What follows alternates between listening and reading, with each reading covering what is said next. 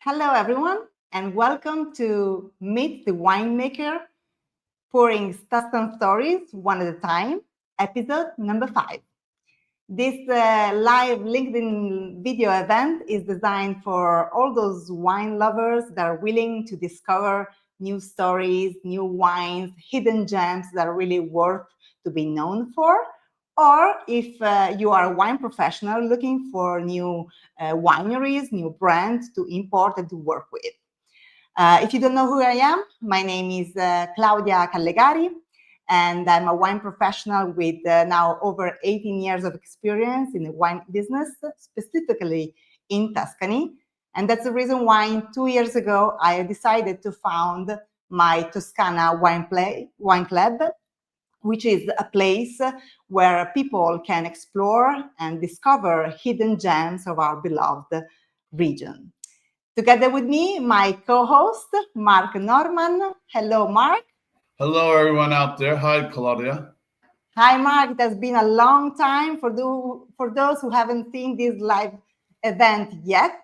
Mark Norman is not only my co-host, he's a person who likes to call himself American wine lover, but truly he has a life experience in the beverage industry. And nowadays, I might consider him a very strong opinion leader in wine, specifically in Tuscan and Italian wine. So thanks, Mark, for being with me. It has been a long time since we last met during one of these live events.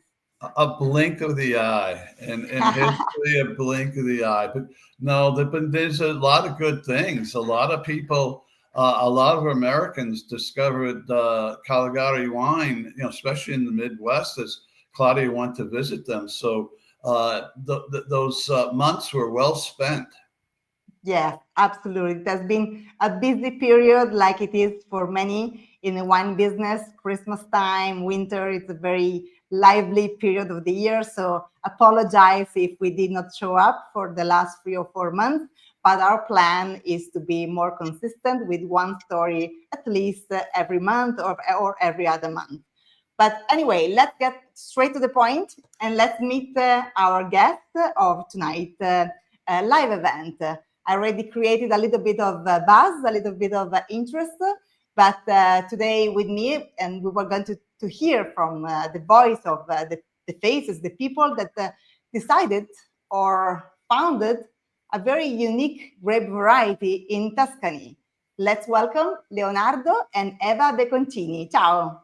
Ciao, hi, Hello. Good evening. Hello to all of you.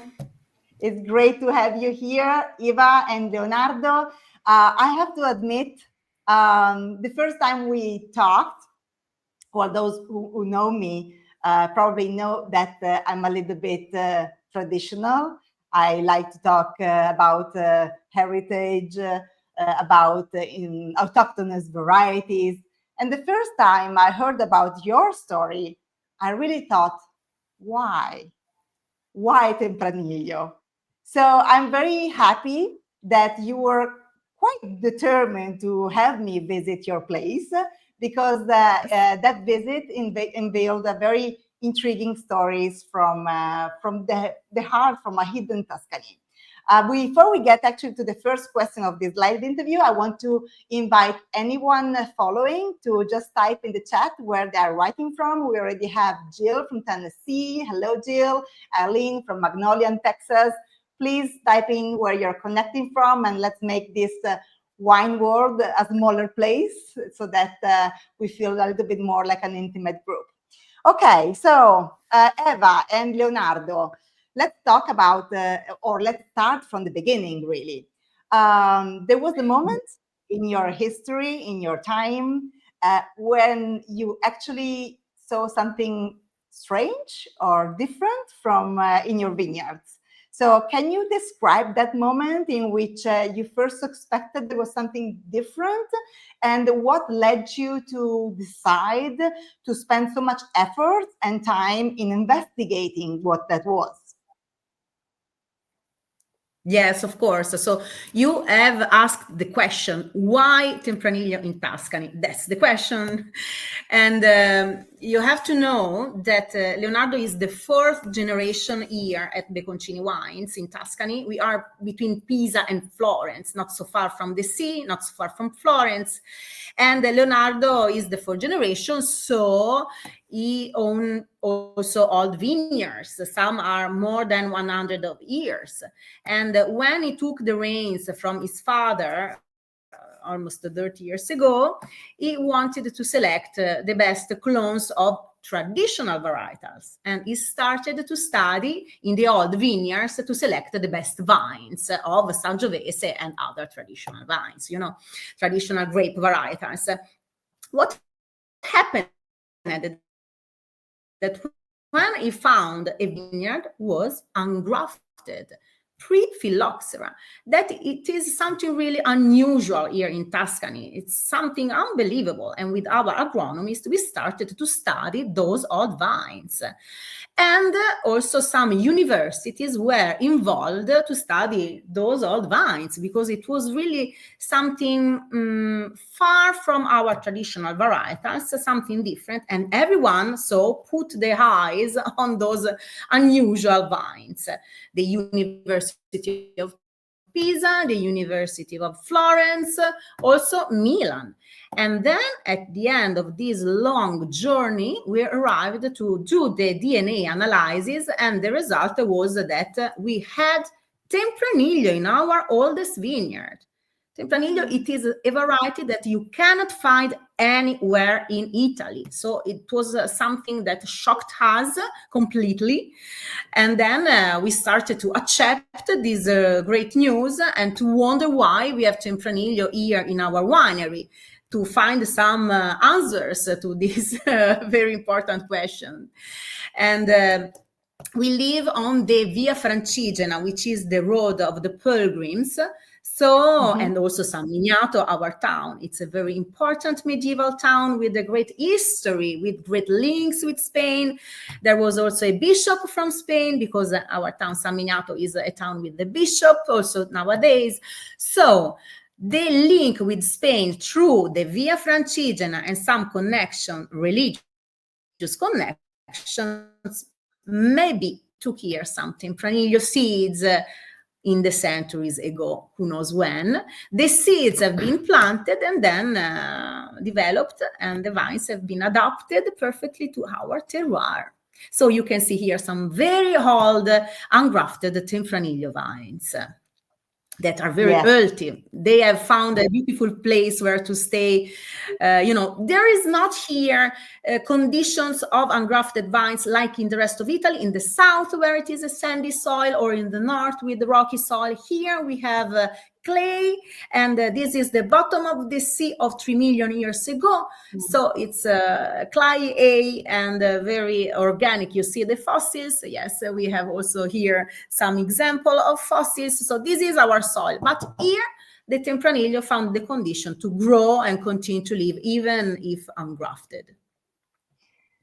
That's very interesting. And I think our friend here, we have a lot of wine people connecting. We have Sharon from Florida, Katia from Guatemala, Jonathan from the UK, Bob from Iowa, and then Fasto from Italy. So thanks to everyone for joining. I am really impressed by the pictures of these old vines. I really like to show this because it's incredible to see such old pre-phylloxera vines in such a small place. Them. They are very can be. Absolutely. All right, so let's move on. Mark, what do you? Hello, everybody. But before I ask Eva my question, I'd love to share with the audience the power of LinkedIn. Eva and I connected probably 15, 16 years ago, and we were talking before the show. I recommended a very good friend who wanted to go to Tuscany and meet some unusual people. I recommended a friend, Stu Chapman, to come visit Eva, and at least 13 or 14 years ago. And Stu came back and just absolutely raved about his experience at the winery and meeting Eva and how much he loved wine. He is a real wine connoisseur. To ask my question, to ask Eva and Leonardo, my question, San Miniato is, as Eva said, in the middle, right between Florence and Pisa, just about halfway. But in the heart of Tuscany, everything there is known for its deep-rooted traditions. Yet Eva's winery has taken on an unconventional path. How do you balance respecting, the Tuscan heritage while embracing such an unexpected variety as Tempranillo? Yes, as I was telling you before, it was really a shock because Leonardo found the Tempranillo that we didn't know that it was Tempranillo, because for many years it was something hidden. It was something unknown. And we were calling those vines with a code. And when we discovered to add Tempranillo, it was really a shock, because Tempranillo was found while Leonardo was trying to find the best Sangiovese clones, and he did also. So we have always been living and conducting the winery in the name of tradition, selecting the best clones of Sangiovese. But when happened to find Tempranillo, it was something wonderful, beautiful, because it is like to be custodians of something really precious. Those vines ungrafted, we have no other example in Tuscany that we know. We have a lot of ungrafted vines. It was like a little miracle to find them here. Yes, the Sangiovese was the first project for us, absolutely. But after this selection was impossible to do the second project, because we research in our bottle in the first time personality. Distinctive wine is our focus. Yes. And if we have in our land ungrafted Tempranillo vines, it was impossible not to find the way to show, to tell everyone. And it was a mistake to tell everyone at the beginning, because we were so happy to find the Tempranillo that we did a big mistake, because we were showing, we were calling journalists, hey, we have Tempranillo. And then happened that Tempranillo was not in the list available in Tuscany. It was forbidden to say to have Tempranillo here in Tuscany. And so it was another shock, and we started to do another long journey for 5 years to make all the procedures with many universities, so that at the end, in 2009, Tempranillo was added to the list of grapes available in Tuscany. In that moment, from 2009, it was legal to say, okay, we have Tempranillo, here we are. A quick follow-up. How many hectares of Tempranillo do you know? How many do you have? So the old one, the pre-phylloxera, is small. It's very small. 1/3 of hectares. 1/3. Okay. Yes. It's 1/3 of hectare. 3,000 meters square meter. New. Wonderful. It's a small piece, but then from that vineyard we have started to recreate every year new vines to plant. And so we have created new fields with the of course studying, protecting the old vines. So we have generated some little children from the old vineyard, and we have planted the new fields of Tempranillo. That is grafted, of course, not ungrafted. The new fields are grafted, of course. So a marketing tip. You mentioned earlier that this unknown variety was undefined. And in Tuscany, you call it X. So it was very nice to see that you decided to call your Tempranillo wine X, which is the way Tuscan people pronounce X, meaning unknown grape variety, right? So I find it very interesting. You're right. At the end, after many years that we have been used to call those vines X, because that is the Tuscan dialect pronunciation, it was impossible to change its name. At the end, when the wine was ready, the name was Ixet. We had just named it many years before. And, because Leonardo, when he was selecting the vines of this, of the Tempranillo in this vineyard that had mixed also other very old vines of Sangiovese, it was painting with an X, each part of the wood. So the X on the wood, X, X, X, and day after day, that was the name coming out for our X. And these are the kind of stories that I like to tell when I present a wine. I have to say, I really love when a label gives us, as a professional, the content to give a storytelling behind. So thank you for doing that. Meanwhile, I just want to say hi to some other people joining us. We got Jan from Spoken Wines USA, welcome, and Amélie from Rioja. So we have a local one that find this story very different and fun. Hi, Amélie. I have another question for you. Let's get down to the technique, to the winemaking technique. With this grape variety, Tempranillo, have you experimented different winemaking techniques to bring out the best expression of this grape varietal in Tuscany? Yes, of course, Claudia. You can imagine that what we try to do, we try to find other producers almost in Italy that maybe they have tried to cultivate Tempranillo, because it was important for us to find someone to speak with and to share impressions, share, how does it work in this condition or in other conditions. And unfortunately, it was not possible to find other producers, but also our Tempranillo is very, very old. So his way of producing, his way of be adapted to this terroir makes things very unique.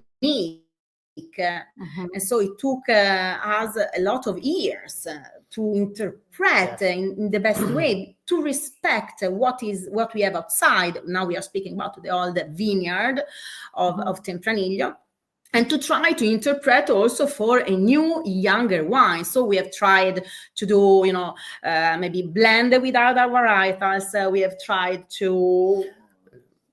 Leonardo, explain. Yes, the agronomic things for this new variety in a young late age was not simple, because we don't know exactly what is the best position, the best soil, the best exposure. We need a little experiment in different part of our property, and after we know what is the best for him, but was not simple in the first time. The agriculture is very different than Sangiovese wine, the Sangiovese vines. We need a fresh position. We need very high quantity clay soil. We need low quantity of light, opposite than Sangiovese. See, a completely opposite way to do the vineyards like we were used to do before. We think about Tempranillo in Spain. Spain is a very warm land. Tempranillo is from Spain. We need warm situation. No, absolutely. Tempranillo is very important in the north of Spain, in the Rioja region, and is not a warm position. It's like Tuscany, is in the same, exactly in the same latitude, with forest, with fresh position, with close to the sea. No, absolutely. We need in the first years try in the small many quantity, experiments, and then at the end, so it took years to find the best solutions for our Tempranillo here in Tuscany. And also the winemaking, we tried to experiment many things. The first wine we produced, it is from the old vines of Tempranillo, and we tried to do completely different. Absolutely. a lot of experiments. Also dry the grapes, not to dry the grapes. Yeah, we have a few questions. That's the beauty of our live events. It's nice to answer live. So I'd like to give some space to Jan, who is asking, are you familiar with Dean, I'm sorry for my pronunciation, Hewitton's story in Barossa? He found a single old vine of Shiraz in his old vine Mourvedre vineyard, and developed a clonal, yes, Mourvedre, sorry, and developed a clonal monopole vineyard from the single vine. Do you know this story? Because see, maybe I've read something. Yes. Yeah, we will look into it. Yes, and then it's wonderful when.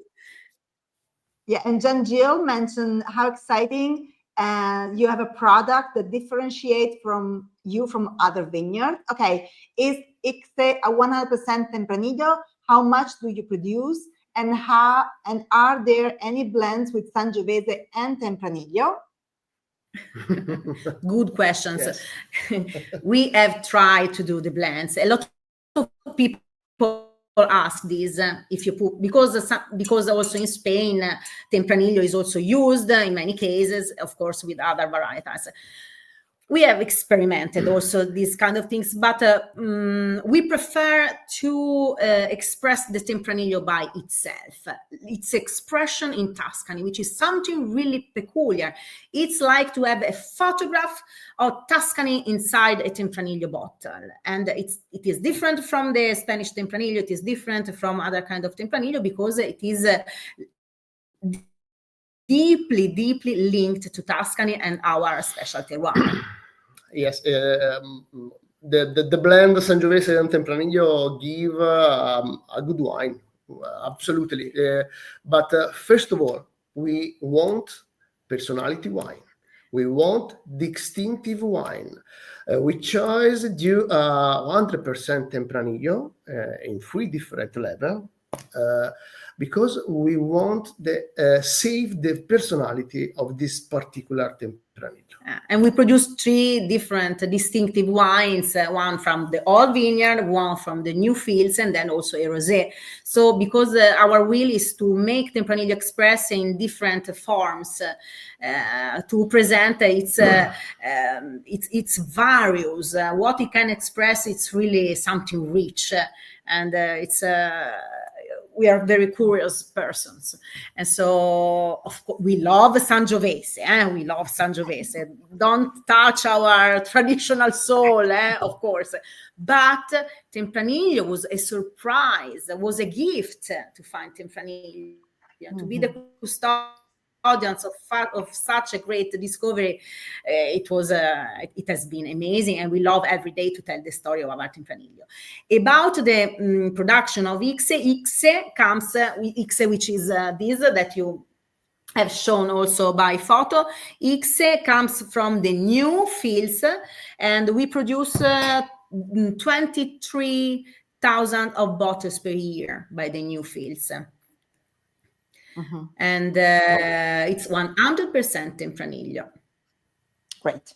Mark, let's move forward because there's so much content, but we are running out of time. So we can actually make this next question, I think, pretty quick, because both Eva and Leonardo have referred to a lot of this. But for those people who weren't here in the beginning part of the podcast, let me ask you this. Was there a moment that truly changed everything for your winery, a particular vintage, recognition, or breakthrough that confirmed you were on the right path? Every day we have, people assure us that we are on the right way, because we have, it's not easy to spread the word aloud everywhere in the world. So we work constantly every day. And we have people every day here. So every day we have confirmations that we are on the right way, because Tempranillo, people have the curiosity to this variety here in Tuscany. We are a family-owned winery. We do our best on the internet, on the socials, speaking with people, going to the wine festivals. So it was not one moment or just a special moment. There are many, many moments that altogether say, okay, you are on the right way. It takes time to make it growing, to inform all the wine lovers in the world that we have Tempranillo, but we are happy every day to tell this and to do this. Absolutely. Very good answer. And I didn't mention that you are husband and wife, or anyway, a couple in life, right? So that makes it Yes, even more of course. challenging, isn't it? Yes. We have met at a sommelier course when I was 20, a lot of years ago. Shut up! No, it was yesterday, and then of course we were meeting at this sommelier course. We were attending. We have finished together, and then before telling bye bye, we were thinking, okay, no, it's better to stay together, and so that was the beginning of the story. And I've been involved in the winery. We have decided to conduct the winery together. I have abandoned my architectural studies to follow the winery. It's a everyday work, 24 hours on 24, and I love Leonardo and love to be here and I love what we have done together. And you both are doing a very great job. In the meantime, Jill in the comment is saying thank you for your very detailed explanation and answer to her question. And then we have Emily, who is a tour guide in Rioja, actually, mentioning that there is a lot of Tempranillo clones in Rioja that brings very different wines. Biodiversity in Rioja is enormous. So it's nice to have someone connected that can bring that's beautiful. That's beautiful. To this chat. Yes. We try to taste many Tempranillo wines, because we want to know, we want to discover, we want to understand the different ones. So we love to taste the most possible of Tempranillo from Rioja. And I'm so happy I'm going to Rioja next week. So I'll tell you more about it. Davvero. Okay. Beautiful. So Eva and Leonardo, you mentioned rightly earlier that everyone associates Tuscany with Sangiovese. You mentioned that you are building your credibility day after day, but have you met really skeptical people talking about business, like importers, like journalists, people that was really against your choice or against your journey? I mean, did you find that along in your path? Yes, you can imagine that when you read, okay, there is Tempranillo in Tuscany, very often professional people, they think we have planted Tempranillo, and so they are, yes, skeptical. They say, why they do this? They want to be different. Why Tempranillo? So it's not easy to involve them in what is the real story. So we are really the custodian of something that have 130 years here. So it's a completely different story. But of course, most of all, at the beginning of our story, we have found people that was skeptical, not against, but sometimes also against. And I was really passionate in this because I wanted to explain, but no, we didn't do something just to be funny, just to be different, because we continue our traditional story. Our base is fundamental about Chianti, about Sangiovese. This is our life, of course, our wine. But that it was really, like I was telling you before, a big surprise, a big gift that we want to take with joy.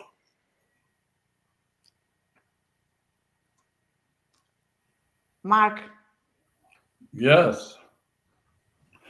Okay, but one of the things, I have one last question for you, but again, maybe for those people who weren't in on the very early few minutes, and I strongly suggest to them to go back and listen to the whole thing. But I could see by the size of those vines how thick they were, those Tempranillo. you must be getting especially from the old ones, so not so much what you're going to get from the new graftings that you get from those old vines, but the juices must be very, very concentrated for you. That's got to be, I mean, I love Rioja, and I'm going to have to find a way to get one of those bottles, especially of the old Tempranillo. But to kind of finish up, and we've basically been talking about this throughout the whole session. I think it's almost going to be like a repetition, but to finish with my question, do you have a message to the next generation of winemakers? Can you give them some advice, about following their intuition and what it means to go against the norm? Again, I think you've been asking this all along, but to close, there's got to be a lot of winemakers who will see this, not just the people who are here now, but a lot of them times they need encouragement to open a new door. So what would you tell them? To young generation in winemaking, now in the wine world there is a lot of confusion. We speak about everything. It's not easy to find a proper way. So for sure, try to follow your heart.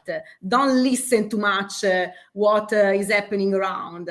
I don't know. We were speaking before with an importer about they alcoholize the wine, for example, or don't follow the markets. Follow your heart. Of course, we think that to be linked to our territory is important. So you have a winery in a territory, respect the territory. The territory is there by centuries. That it can tell you something very important. Listen, open your ears to listen your terroir. And then from that, you can put your personality. You can interpret but before respect of the nature, respect what the old generations have passed to you, right, Leonardo? Yeah.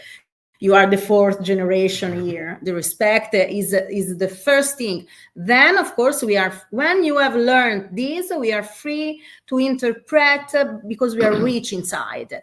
So I suggest this: respect for the tradition, not marketing, not listen.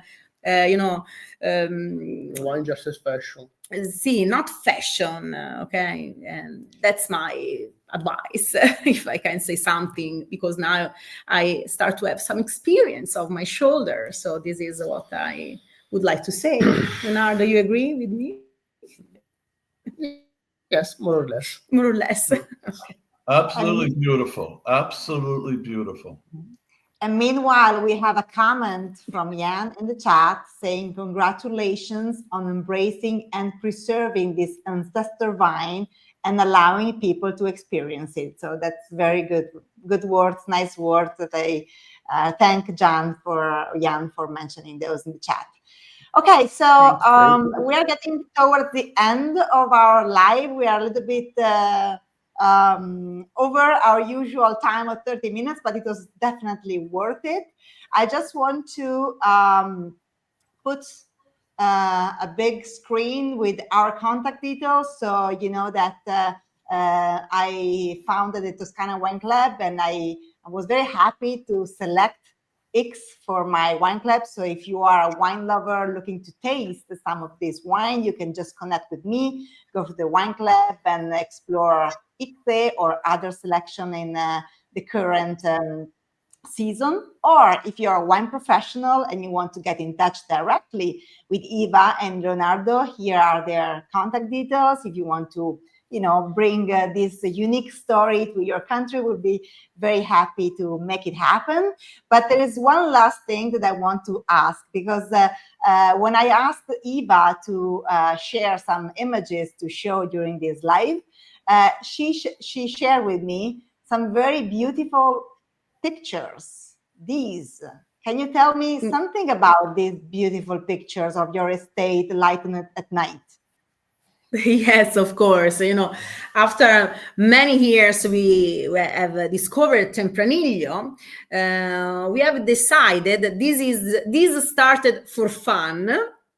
We decided one year to do, why we don't do a weekend dedicated to the Tempranillo. And we invented the Tempranillo Festival. And we started to put some tables in the vineyards and some curtains on the grass, making T-bone stacks very, very tall. That is our Tuscan style. And we were calling a restaurant here in our winery, and let's do T-bone stacks and sausages on the fire. We call some people because this will be the Tempranillo Festival. And then this exploded in our hands, and we must do every first weekend of September the Tempranillo Festival. A dinner under the stars in the sky, in the vineyards, with music, of course. We dance, we eat T-bone stack, we eat sausages, and we enjoy Tempranillo. Not only Tempranillo, we enjoy all the wines, but Tempranillo is the protagonist. And we have also 300 people per evening, so it's really a huge event for us during the harvest.